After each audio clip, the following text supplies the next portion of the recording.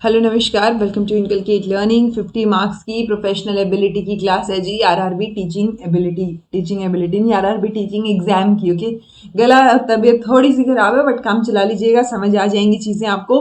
PGT TGT से related ये classes हैं। 18th क्लास है, 17 क्लासेस ऑलरेडी डल चुकी हैं। प्लेलिस्ट में चेक कर लीजिएगा। पीआरटी वाले बच्चे अपनी अलग से प्लेलिस्ट चेक कर लीजिएगा, उनके सिलेबस में ये चीजें नहीं। ऑल्दो इवैल्यूएशन तो है आपके सिलेबस में, बट स्टिल पीआरटी की अलग से प्लेलिस्ट बनी हुई है। ओके, सो आज हम इवैल्यूएशन टॉपिक को डिस्कस करेंगे और इसके साथ आपकी psychology of learner and teaching खत्म हो जाएगी, यानी कि उसके बाद 3 टॉपिक बच जाएंगे हमारे करिकुलम से रिलेटेड। सो यानी 19th, 20 और 21st, तो 21वीं क्लास तक हमारे सारे कॉन्सेप्ट्स जो हैं वो कंप्लीट हो जाएंगे जी। और 22वीं क्लास अपनी होगी क्वेश्चंस की। ठीक है, सो इवैल्यूएशन टॉपिक आज कवर करेंगे। This is presented by me Raveena. Videos informative लगे तो इनकलकेट लर्निंग को लाइक शेयर सब्सक्राइब कर दीजिएगा। इट्स एब्सोल्युटली फ्री में है तो इतना तो बनता है कि आप लाइक शेयर और सब्सक्राइब करें। ओके, तो देखो, इवैल्यूएशन पे पहुंचने से पहले आपको मेजरमेंट और असेसमेंट का भी पता होना चाहिए, तभी आप इवैल्यूएशन को बेटर तरीके से समझ पाओगे। ओके, सो बिल्कुल बेसिक लेवल पे बताएं तो आपका एक टेस्ट लिया गया, मान लो, ठीक है। वो टेस्ट अपने आप में एक मेजरमेंट का टूल है। ओके, उससे हमने मेजरमेंट कर ली, मेजर कर लिया कि कितने नंबर हैं एक तरीके से, यानी हमने यहाँ पे नंबरिंग, स्कोरिंग, क्वांटिफिकेशन किया है। ठीक है, उसके बाद हम क्या करते हैं, उस चीज को असेस करते हैं कि इसने जो है ऑब्जेक्टिव्स के हिसाब से चीजें की नहीं की, जो समझाया था उस हिसाब से हुआ या नहीं हुआ। सो असेसमेंट हो गया। और उसके बाद में हम इवैल्यूएशन करते हैं। इवैल्यूएशन में हम जजमेंट सुनाते हैं, पास हो कि फेल हो, क्या दिक्कत है, क्या चीजें हैं। सो वो इवैल्यूएशन हो गया। यानी आपको यहां से ये समझ आ जाना चाहिए कि अगर इवैल्यूएशन वर्ड बोला जा रहा है, दैट मीन्स उसमें असेसमेंट, मेजरमेंट प्लस जजमेंट ये शामिल है। ओके, अगर मैं असेसमेंट बोल रही हूं तो उसमें ऑलरेडी मेजरमेंट शामिल है, और मेजरमेंट बोला जा रहा है तो उसमें टेस्ट तो ऑलरेडी शामिल है ही। ओके, तो मेजरमेंट क्या हो गया, सिर्फ इंफॉर्मेशन इकट्ठा करना। मेजरमेंट हो गया सिर्फ आपको स्कोरिंग देना, मार्क्स देना, तो वो क्वांटिफाई करना चीजों को। तो यहाँ पे इंफॉर्मेशन इकट्ठी हो गई है।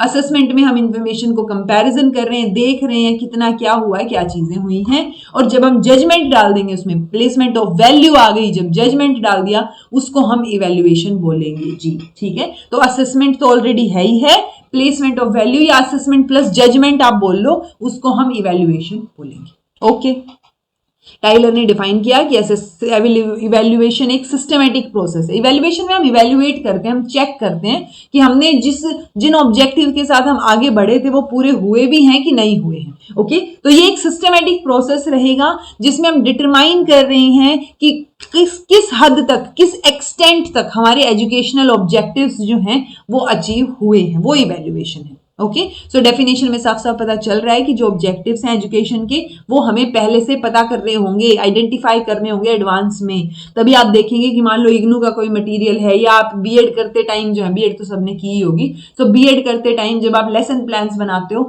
तो उसमें स्टार्टिंग में आप ऑब्जेक्टिव्स लिखते हो ना, कि ये लेक्चर करने के बाद या इस क्लास के बाद बच्चे को ये चीजें आ जाएंगी, बच्चा इस बारे में जानता होगा, इस तरीके से, राइट। सो वो इवैल्यूएशन की वजह से लिखते हो कि प्री डिटरमाइंड ऑब्जेक्टिव्स होंगे, उसके बाद ही हम इवैल्यूएशन कर पाएंगे। इवैल्यूएशन का बेसिस ही हमारा ऑब्जेक्टिव्स होते हैं। ओके, तो विदाउट प्री डिटरमाइंड ऑब्जेक्टिव्स ये इम्पॉसिबल है जज करना प्रोग्रेस को, ग्रोथ को, डेवलपमेंट को। मतलब हमारे पास रेफरेंस ही नहीं होगा ना, हम किस कॉन्टेक्स्ट में, किस रेफरेंस में हम जो है इवैल्यूएशन चेक कर रहे हैं। ठीक है, तो वो चीज है। इवैल्यूएशन में 3 कंपोनेंट्स रहेंगे, इंफॉर्मेशन को गैदर करना, उसको प्रोसेस करना, और जजमेंट फॉर्मेशन। तो ये तीसरा बहुत इंपॉर्टेंट है। जहां भी इवैल्यूएशन आ गया वहां डिसीजन मेकिंग या जजमेंट आपको मिलेगी ही मिलेगी। ओके, पर्पस क्या होता है इवैल्यूएशन का, क्यों करते हैं हम, बच्चों की परफॉर्मेंस देखने के लिए, ताकि हम अकाउंटेबिलिटी इंक्रीज कर सकें। किसके लिए, आउटकम्स के लिए। क्योंकि अगर हम इवैल्यूएट करेंगे तो हम ऑब्वियसली ऑब्जेक्टिव्स पे फोकस करके पढ़ाएंगे भी तो, या बच्चा है तो वो पढ़ेगा भी तो कि इवैल्यूएशन होगा। सो अकाउंटेबिलिटी एनहेंस कर देता है ये एजुकेशन सिस्टम को रिफॉर्म करने के लिए, कि इवैल्यूएशन किया, ये चीजें हुई, अगर ये चीजें हर बच्चे के साथ हो रही हैं दैट मीन्स कुछ बदलाव करने की जरूरत है। ओके, टीचिंग लर्निंग में लर्निंग एंड लर्निंग नहीं, इंप्रूवमेंट इन टीचिंग लर्निंग आएगा भाई ये। टीचिंग लर्निंग में इंप्रूवमेंट, ओके, सो वो पर्पस रहेगा कि आप इंप्रूव कर पाओ चीजें, स्कूल की परफॉर्मेंस को इंप्रूव किया जा सके, ठीक है, फोस्टर किया जा सके क्रिएटिव स्पेस को, इवेल्युएट करोगे तभी तो पता चलेगा कि कौन सा बच्चा किस डायरेक्शन में जा रहा है, किस बच्चे को और क्रिएटिव स्पेसेस जो है या क्रिएटिविटी एनहेंस करने की जरूरत है किसकी, ओके। इवेल्युएशन के टाइप्स की बात करोगे तो मेजरली आपको ये वर्ड्स मिलेंगे, समेटिव, फॉर्मेटिव और डायग्नोस्टिक इवेल्युएशन। बहुत जगह पे आपको प्लेसमेंट इवेल्युएशन भी मिल सकता है, क्राइटेरिया रेफरेंस इवेल्युएशन भी मिल सकता है, नॉर्म रेफरेंस इवेल्युएशन भी मिल सकता है। सो उनका मतलब मैं आपको समझा दूंगी, बट अगर अदरवाइज आपको फॉर्मेटिव समेटिव तो पता हो बस, ठीक है। फॉर्मेटिव मतलब ड्यूरिंग द प्रोसेस चल रही है चीजें, ड्यूरिंग द टीचिंग, ठीक है। समेटिव मतलब एंड में, एंड टर्म की बात हो रही है, पढ़ाई पुढ़ाई होली, हम अब देखना चाह रहे हैं कि क्या सीखा क्या नहीं सीखा, और समेटिव के बाद हम अपना रिजल्ट सुना देंगे। डायग्नोस्टिक की आप बात करोगे तो डायग्नोस्टिक में आ गया कि आप क्या दिक्कत हो रही है डायग्नोस करने के लिए, जैसे डॉक्टर डायग्नोस करता है ना क्या बीमारी है, वैसे ही टीचर डायग्नोस करेगा कि बच्चे को दिक्कत कहां हो रही है, तो वो दिक्कत पता करने के लिए डायग्नोस्टिक इवैल्यूएशन हो जाएगा। डिटेल में अगर आप देखोगे तो समेटिव में and the term, and of the term की बात आ गई, फॉर्मल टेस्टिंग की बात आ गई कि फॉर्मल टेस्टिंग होगी एंड ऑफ द टर्म या एंड ऑफ द कोर्स या end of the programme of teaching, तो एंड में होगी कोई भी पर्टिकुलर चीज के, ठीक है। जो एनुअल एग्जाम्स हैं या हाफ ईयरली एग्जाम्स हैं या पब्लिक एग्जाम्स होते हैं वो समेटिव इवैल्यूएशन का एग्जाम्पल है। समेटिव इवैल्यूएशन जो है बच्चों को कई बार स्कॉलरशिप के लिए सिलेक्ट करने के लिए भी यूज किया जाता है, तो अल्टीमेटली स्कॉलरशिप के लिए भी तो हम जज ही कर रहे हैं बच्चों को, तो जजमेंट आ गई और लास्ट में आ गई वो चीज समेटिव एंड में, okay. Prediction regarding the success की फ्यूचर में बच्चे क्या बनेंगे क्या नहीं, वो भी हम उनका रिजल्ट देख के ही बताते हैं, तो वो चीज भी समेटिव में आ गई। इसको असेसमेंट ऑफ लर्निंग बोला जाता है। ऑफ को हिंदी में क्या बोलते हैं, का या की, यानी लर्निंग की असेसमेंट, तो लर्निंग हो चुकी है उसके बाद असेसमेंट हो रही है, तो एंड में हो रही है चीजें, ओके। ये क्वेश्चन बहुत बार पूछा जाता है, समेटिव इवैल्यूएशन या समेटिव असेसमेंट को और क्या बोलते हैं, तो असेसमेंट ऑफ लर्निंग बोलते हैं, ओके। पर्पस क्या होगा इसका, मेजरली रैंक देना, क्योंकि हम लास्ट में कर रहे हैं तो हम रैंकिंग तो देंगे, पोजीशन आएगी किसी न किसी की, क्लासिफाई करना, कैटेगराइज करना बच्चों को कि अच्छा ये फर्स्ट है ये सेकंड है ये चीजें हैं, कंपेयर करना, कंपेयर करेंगे हम मार्क्स के बेसिस पे या एंड टर्म के बेसिस पे, प्रमोट कर रहे हैं हम एक क्लास से दूसरी क्लास में, तो प्रमोट करना भी पर्पस है, ग्रेड देना भी एक पर्पस है और सर्टिफिकेशन देना भी एक पर्पस है। तो इन पर्पस के जब हमारे पास ये पर्पस है तब हम समेटिव इवैल्यूएशन करते हैं। आप सोचो ना, मैं फॉर्मेटिव थोड़ी ना करूंगी अगर मुझे सर्टिफिकेशन करना है तो, ठीक है। फॉर्मेटिव इवैल्यूएशन तो इंप्रूवमेंट के लिए होगा ना, कि during the class, it's like मैं पढ़ा रही हूं और मैंने बीच में कोई क्वेश्चन पूछ लिया, so that is formative. So formative inbuilt process है ड्यूरिंग टीचिंग लर्निंग प्रोसेस, वो होगा ही होगा, ठीक है। सो वो इनबिल्ट है टीचिंग लर्निंग प्रोसेस में, कॉन्टिन्यूटी में होंगी चीजें, ये during the course of instruction चलेगा, ड्यूरिंग, ओके। ये नहीं है कि लास्ट में बात हो रही है, नहीं, तो इसीलिए इसको ये इनफॉर्मल भी कई बार हो सकता है, फॉर्मल भी हो सकता है, कई बार फॉर्मली भी आप टेस्ट लेते हो, बट मेजरली आपको ये इनफॉर्मल नजर आएगा, टीचर ने कभी ओरल टेस्ट ले लिया, कभी कोई चीज पूछ ली, तो वो चीज है, बट कॉन्टिन्यूटी में चलेगा। असेसमेंट फॉर लर्निंग, फॉर का मतलब होता है के लिए, यानी लर्निंग के लिए असेसमेंट, तो लर्निंग पूरी हुई नहीं है, लर्निंग चल रही है और लर्निंग और बेटर करने के लिए, उसको इंप्रूव करने के लिए, फीडबैक देने के लिए हम असेसमेंट कर रहे हैं, तो that will be formative assessment, या इवैल्यूएशन कर रहे हैं तो फॉर्मेटिव इवैल्यूएशन में चला जाएगा।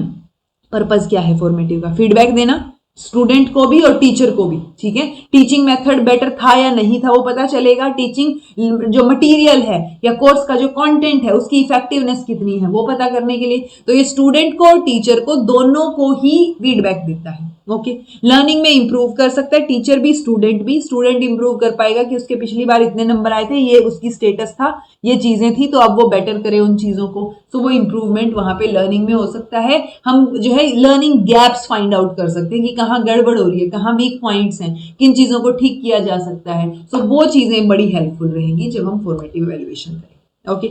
डायग्नोस्टिक में हम डायग्नोस कर रहे हैं दिक्कत को, okay. Sometimes even summative evaluation उसको भी यूज किया जा सकता है डायग्नोस्टिक पर्पस के लिए, बट डायग्नोस्टिक में हम मेयरली यही देखना चाह रहे हैं, मतलब ये क्लोजली रिलेटेड है फॉर्मेटिव के, क्योंकि इसके बाद भी ये लर्निंग चलेगी, ठीक है, रादर देन समेटिव, तो ये फॉर्मेटिव के पास है, बट डायग्नोस्टिक को अलग ही लेके चलते हैं, जिसमें हम डायग्नोस करते हैं कि क्या दिक्कत है और उस दिक्कत को ठीक करने के लिए फिर हम रेमेडियल टीचिंग प्रेफर करते हैं।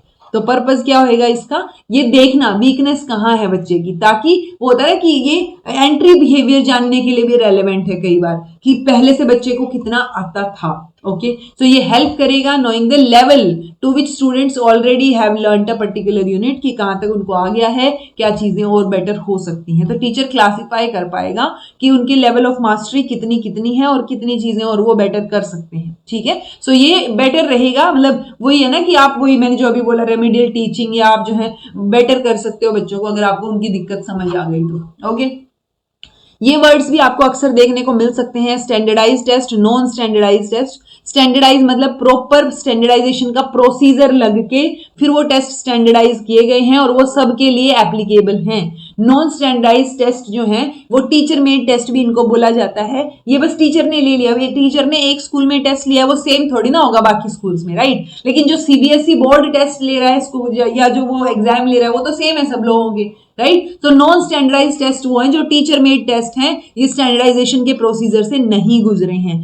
टेस्ट कंस्ट्रक्शन के दौरान हमें पता चलता है कि अच्छा टेस्ट को कैसे कंस्ट्रक्ट करना है। तो जब वो सारे नॉर्म्स के साथ टेस्ट बनाया जाता है ना और उस टेस्ट को वापस से चेक किया जाता है, तो वो स्टैंडर्डाइजेशन के जो है वो उसको हम बोल सकते हैं कि हाँ इसने स्टैंडर्डाइजेशन इसमें हुआ है। ओके, तो आप टेस्ट कंस्ट्रक्शन की वीडियो देख सकते हो अगर आपको और स्टैंडर्डाइजेशन के बारे में जानना है। अदरवाइज आपको इतना पता हो कि स्टैंडर्डाइज टेस्ट जो है वो फुल्ली नॉर्म बेस्ड और सारी चीजें देख दाख के होते हैं, और नॉन स्टैंडर्डाइज जो टीचर स्कूल में टेस्ट लेता है 2000 नॉन स्टैंडर्डाइज। ओके, दो वर्ड आपको देखने को मिलेंगे, क्राइटेरिया रेफरेंस्ड और नॉर्म रेफरेंस्ड। ठीक है, क्राइटेरिया रेफरेंस में आप सिर्फ इतना याद रखिए मास्टरी लर्निंग पे फोकस है।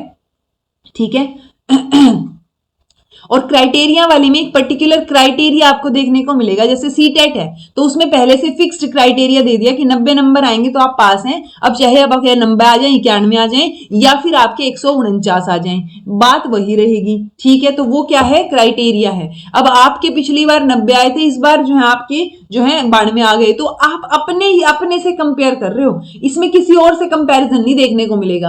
आप मास्टरी लर्निंग पे फोकस कर रहे हो कि मुझे फोकस करके 149 तक पहुंचना है, बाकी और कोई लेना देना नहीं है उसका। नॉर्म रेफरेंस्ड में हम करते हैं रैंकिंग के लिए, नॉर्म्स के बेसिस पे, तो उसमें हम क्या करते हैं, कंपेयर करते हैं दूसरे बच्चों से। तो जैसे नेट का टेस्ट, नेट का एग्जाम होता है, उसमें परसेंटाइल आती है। परसेंटाइल मतलब जिस बच्चे के सबसे हाईएस्ट मार्क्स थे उसको हमने 100 पे रख लिया कि इसके 100 फुल है, और उसके कंपैरिजन में फिर हमने बाकी बच्चों की परसेंटेज निकाल दी।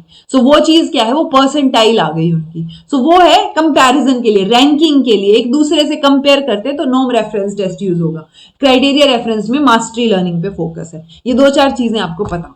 ओके जी, लिमिटेशन क्या है इवैल्यूएशन की, क्योंकि हम कितना ही चाह लें एक पेपर जो है ना तो बच्चे की कैपेबिलिटी जज कर सकता है, ना ही कोई एक मेथड ऑफ इवैल्यूएशन जो है वो यूनिवर्सल हो सकता कि सब जगह सिर्फ उसी मेथड से इवैल्यूएट किया जाता है, राइट। तो हाँ, वो कमी तो है कि एक चीज से हम पता नहीं कर सकते, तो कई बार जो है उससे बच्चे डिमोटिवेट भी हो सकते हैं कि क्योंकि अगर आपको कोई पेपर नहीं आता दैट डजंट मीन आपको कुछ नहीं आता, बस आपको उस क्वेश्चन पेपर में आए हुए क्वेश्चन नहीं आते, बाकी चीजें तो आती हैं। ओके, असेसमेंट और इवैल्यूएशन में फर्क पता होना बहुत जरूरी है आपको, जो मैंने ओवरऑल तो बता दिया था आपको। असेसमेंट एक प्रोसेस है और ये एक लास्ट पासिंग जजमेंट पास करने का लास्ट में एक टूल है। ओके, इवैल्यूएशन, सो इवैल्यूएशन जो है वो जजमेंटल है, असेसमेंट जो है वो डायग्नोस्टिक है एक तरीके से। ये इंप्रूव आइडेंटिफाई करेगा वीकनेसेस को, स्ट्रेंथ्स को, और फिर लर्निंग को और बेटर करने की कोशिश करेगा। तो असेसमेंट जो है वो समहाउ आपको फॉर्मेटिव नजर आएगा। अदरवाइज असेसमेंट और इवैल्यूएशन पढ़ते टाइम हम अलग से formative assessment, summative assessment, formative evaluation, summative evaluation भी पढ़ते हैं। बट अगर अल्टीमेटली हम सिर्फ असेसमेंट और इवैल्यूएशन में फर्क देख रहे हैं तो ये पॉइंट्स हो सकते हैं। ओके, कि ये मॉनिटर करता है लर्निंग को, यहाँ पे ये डिसीजन बताता है एंड ऑफ द टर्म में। ये प्रोडक्ट ओरिएंटेड है, लास्ट में पास फेल सुनाएगा। ये प्रोसेस ओरिएंटेड है, ये इंप्रूव करेगा लर्निंग को, ये फीडबैक प्रोवाइड करेगा। ठीक है, ये फीडबैक नहीं, ये बताएगा कि किस तरीके से, किस हद तक आपके ऑब्जेक्टिव्स पूरे हुए हैं, वो आपको इवैल्यूएशन बताएगा। सो अल्टीमेटली ये क्लोजर प्रोवाइड कर रहा है, ये ऑनगोइंग प्रोसेस है, ये एब्सोल्यूट है, बच्चों की हेल्प करेगा, ये कंपैरेटिव है, स्टूडेंट्स को कंपीट करने पे हेल्प करता है, एक दूसरे पे कंपटीशन वाली चीज इवैल्यूएशन से आती है। ओके, आपको ये वर्ड देखने को मिल जाएंगे कई बार, बिफोर इंस्ट्रक्शनल प्रोसेस यानी एंट्री बिहेवियर जानने के लिए वो प्लेसमेंट असेसमेंट हो सकता है, जैसे एंट्रेंस टेस्ट होता है स्कूल्स में, तो वो प्लेसमेंट असेसमेंट है एक तरीके से। उसके बाद टीचर पढ़ाएगा, उस दौरान फॉर्मेटिव असेसमेंट रहेगी, और बच्चे को जानने के लिए कि क्या डिफिकल्टीज आ रही हैं उसके लिए वो डायग्नोस्टिक असेसमेंट करेगा, और लास्ट में सर्टिफिकेशन के लिए वो समेटिव करेगा। ओके, सो ये इंस्ट्रक्शनल प्रोसेस के बाद की बात है, ये ड्यूरिंग द इंस्ट्रक्शन प्रोसेस की बात है, और ये बिफोर इंस्ट्रक्शंस की बात है। ओके, ये आप याद रखिएगा। Assessment of learning, for learning, of में समेटिव आ गया, फॉर लर्निंग में फॉर्मेटिव आ गया, और as learning, assessment as learning, तो इसमें आ गई आपकी सेल्फ एग्जामिनेशन। लर्नर सीखने के साथ साथ जो है खुद को एग्जामिन भी कर रहा है, असेस भी कर रहा है, तो that is assessment as learning. Okay जी, एक सीसीई का कॉन्सेप्ट है, सिलेबस में तो आपके एक्सप्लिसिटली मेंशन नहीं है, बट इवैल्यूएशन आ गया तो आपको कॉन्टिन्यूअस कॉम्प्रिहेंसिव इवैल्यूएशन के बारे में पता होना चाहिए। ओके, तो सीसीई की फुल फॉर्म याद हो, एक तो स्कूल बेस्ड इवैल्यूएशन है, इसका सिस्टम है ये, ठीक है। तो ये सेक्शन 29(2) में मेंशन है, जो आरटीई एक्ट है ना। अब आरटीई एक्ट मेंशन नहीं है आपके सिलेबस में, बट आपको पता हो आरटीई एक्ट होता क्या है। Okay, so right of children to free and compulsory act 2009 में आया था। ये एलिमेंट्री एजुकेशन को या फ्री मतलब फ्री बनाता है 6 से 14 साल की एजुकेशन को। सो इस एक्ट के 29वें सेक्शन के दूसरे भाग में ये चीज मेंशन है कि आपको ये सीसीई मेंशन है कि करना है, कॉन्टिन्यूटी में इवैल्यूएशन होना चाहिए। ओके, सो वहां से हमने देखा इसमें दो एस्पेक्ट आ गए, एक कॉन्टिन्यूअस का एस्पेक्ट, एक कॉम्प्रिहेंशन का। सो कॉन्टिन्यूअस मतलब कॉन्टिन्यूटी में, प्लेसमेंट से शुरू होके समेटिव तक की बात हो रही है, बिफोर इंस्ट्रक्शन से लेके आफ्टर इंस्ट्रक्शन तक की बात हो रही है, यानी कॉन्टिन्यूटी में क्या चलेगा, इवैल्यूएशन चलता रहना चाहिए। कैरेक्टरिस्टिक देखोगे तो सीसी कॉन्टिन्यूअस इवैल्यूएशन जो है वो फॉर्मेटिव एक तरीके से नेचर में कि कॉन्टिन्यूटी में चल रही है चीजें, ठीक है। स्कूल बेस्ड है, टीचर्स जो है वो पर्टिकुलर क्लास के जो पढ़ाते हैं उनको वो अपना कॉन्टिन्यूअस इवैल्यूएशन करते रहेंगे बच्चों का। पर्पस क्या है, मेनली इंप्रूव करना, कि जब भी आप फॉर्मेटिव की बात करोगे तो इंप्रूवमेंट की बात तो आएगी, तो कॉन्टिन्यूअस की बात यही आ रही है कि कॉन्टिन्यूटी में चीजें और कॉन्टिन्यूटी में फीडबैक प्रोवाइड करवा रहे हो, कॉन्टिन्यूटी में आप सीख रहे हो कि कॉन्टिन्यूअस इवैल्यूएशन कई बार इनफॉर्मली भी कैरी आउट किया जा सकता है। मल्टीपल टेक्निक्स जो है वो इवैल्यूएशन की हो सकती है, जरूरी नहीं है सिर्फ रिटन टेस्ट हो, oral test, quiz, assignment, project, कुछ भी हो सकता है, ठीक है। कॉन्टिन्यूअस इवैल्यूएशन जो है वो built into the total teaching learning programme. तो जो कंप्लीट प्रोग्राम है उसी का ही पार्ट रहेगा, और टीचर का तो डेली रूटीन का पार्ट रहेगा कि हाँ वो फॉर्मेटिव इवैल्यूएशन कॉन्टिन्यूटी में कर रहे हैं बच्चों का। ओके, कॉम्प्रिहेंसिव में हम सारी चीजें इंक्लूड कर लेते हैं, तो इसमें हम स्कॉलिस्टिक और को स्कॉलिस्टिक यानी एकेडमिक लगा लो और एक एक्स्ट्रा करिकुलर लगा लो, दोनों ही एरियाज इंक्लूडेड हैं। स्कॉलिस्टिक में आ गए ये आपके सब्जेक्ट्स जो हम पढ़ते हैं, को स्कॉलिस्टिक में आ गए आपकी life skills, attitude, social values और ये चीजें। तो स्कॉलिस्टिक को स्कॉलिस्टिक दोनों को इंक्लूड करना कॉम्प्रिहेंसिव वर्ड के अंडर आ जाएगा, ठीक है जी। नेचर क्या है इसका, कॉम्प्रिहेंसिव है, पता चल गया हमें, ठीक है, सब चीजों को इंक्लूड करता है, स्कॉलिस्टिक के साथ साथ को स्कॉलिस्टिक एस्पेक्ट को भी इंक्लूड करता है, इंटीग्रेट कर रहा है असेसमेंट को टीचिंग लर्निंग प्रोसेस के साथ ताकि कॉन्टिन्यूटी में चीजें चलती रहें। ये एनकरेज करेगा और स्टूडेंट्स को और मोटिवेट करेगा ताकि वो पॉजिटिव तरीके से अपना एटीट्यूड बिल्ड करें, ठीक है। एम्फेसाइज करेगा टीचर की जजमेंट के ऊपर ताकि वो ऑनेस्ट तरीके से और ऑब्जेक्टिव बेस्ड हो बिना किसी बायसनेस के। तो कॉन्टिन्यूटी में इट्स लाइक कोई बच्चे को अगर टीचर थोड़ा फेवरेट में, तो कॉन्टिन्यूटी में थोड़ी ना रहेंगी चीजें, हर बार थोड़ी ना आप सिर्फ फेवरेटिज्म के बेसिस पे चीजें करोगे, ऑब्जेक्टिव नाम की भी तो चीज होती है ना।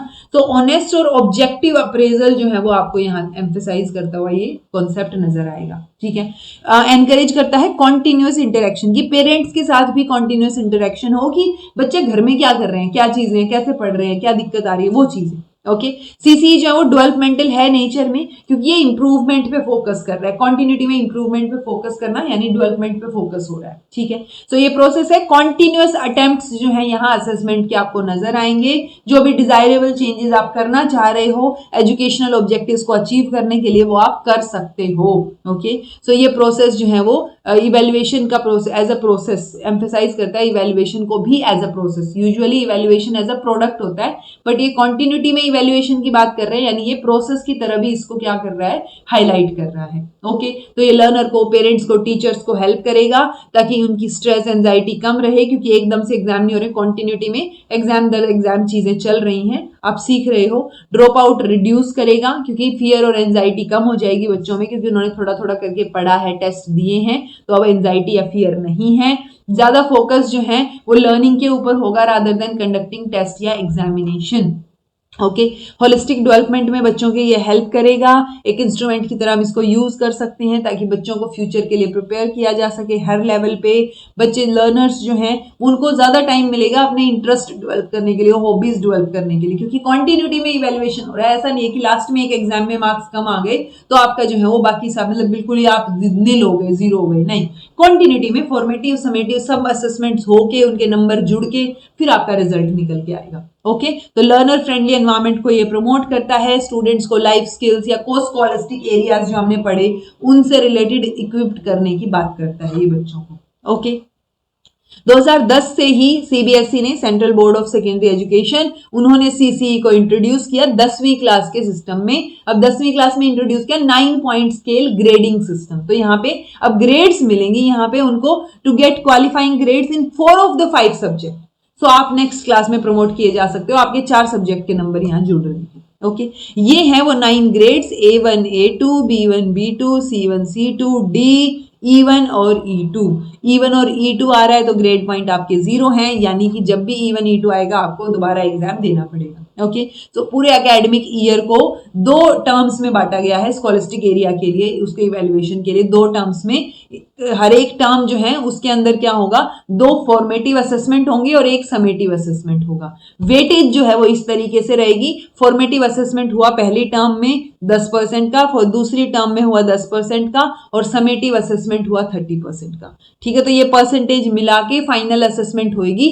20% आपके फॉर्मेटिव असेसमेंट से लग रहे हैं, दूसरी टर्म के और चीजों को मिला के दूसरी फॉर्मेटिव असेसमेंट भी 20% की है, और समेटिव असेसमेंट है आपकी 60% की। ओके। तो ओवरऑल रिजल्ट आपका यहां निकल के आएगा। तो 2 इवेल्युएशन हो गई फर्स्ट और सेकंड टर्म में। फर्स्ट एंड टर्म जो होगी वो 20 नंबर के होंगे, और second term end term exam जो है वो 40 नंबर के होंगे। तो formative assessment, there will be 1 term end exam for each term.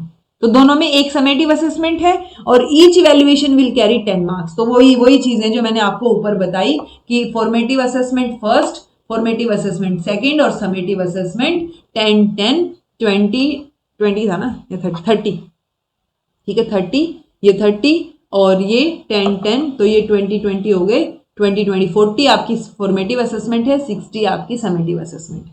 Okay ji. Minimum qualifying grade जो है वो डी रहेगा। अगर आपका डी ग्रेड है तो आप पास माने जाएंगे, लेकिन अगर E1 E2 ग्रेड में आप आ गए तो आपको विद इन अ मंथ आपको वापस से एग्जाम देने के लिए बैठना पड़ेगा। ओके। बोर्ड फिर इन ये मार्क्स को जो है वो CGPA में कन्वर्ट कर देगा, क्यूमुलेटिव ग्रेड पॉइंट एवरेज निकाल देगा उसका। ठीक है। तो वो आपके सर्टिफिकेट पे मेंशन होके आ जाएगा। तो अगर हम ब्रीफ इनसाइट देखें सीबीएसई के ग्रेडिंग सिस्टम की, सो ऑल स्टूडेंट्स जो उनको हम ग्रेड दे रहे हैं, मार्क्स नहीं दे रहे हैं। बोर्ड जो है विल नॉट डिक्लेयर कंपार्टमेंट या फेल ऐसे डिक्लेयर नहीं करेगा। बच्चे की ग्रेड जो है वो E1 E2 आ जाएगी, तो उसमें हम वापस से एग्जाम करेंगे। क्योंकि कई बार वो होता है ना कि कंपार्टमेंट या फेल सुन के बच्चा वैसे ही, कई बार तो आधे तो फेल सुन के या कंपार्टमेंट सुन के पढ़ाई छोड़ देते हैं, तो वो डिसकंटिन्यू वो हो जाती है क्लासेस, पढ़ाई जो है, सो उसको डिसकंटिन्यू किया गया कंपार्टमेंट और फेलियर वर्ड को। ओके। रिजल्ट जो है कैंडिडेट का वो 2 कैटेगरीज में वो डिक्लेयर होगा, एलिजिबल फॉर क्वालिफाइंग सर्टिफिकेट और eligible for improvement of performance. यानी इंप्रूवमेंट ऑफ परफॉर्मेंस है तो आप जो है वापस से एग्जाम देंगे, E1 E2 है। ठीक है। देन आपका है candidate will now get 5 chances to improve their performance बिना किसी ईयर को रिपीट किए। तो बच्चों का साल बच जा रहा है यहाँ पे। फेल या कंपार्टमेंट दिखा देंगे तो वो साल वेस्ट हो जाएगा, उसको वापस उसी क्लास में बैठना पड़ेगा। ओके। सो ये हो गया जी पूरा इवेल्युएशन का टॉपिक। इवेल्युएशन में इससे ज्यादा मुझे लगता नहीं है कहीं से भी आपको पढ़ने की जरूरत है। And this was all about today. I hope आपको चीजें समझ आई हो। अब हमारा करिकुलम का टॉपिक बचता है, नेक्स्ट 3 क्लासेस में करिकुलम भी हो जाएगा। Okay. So this was all about today. Thank you so much for watching. Be happy, keep smiling, subscribe to inculcate learning because it is absolutely free. Be consistent in your efforts. Take care. See you in next class.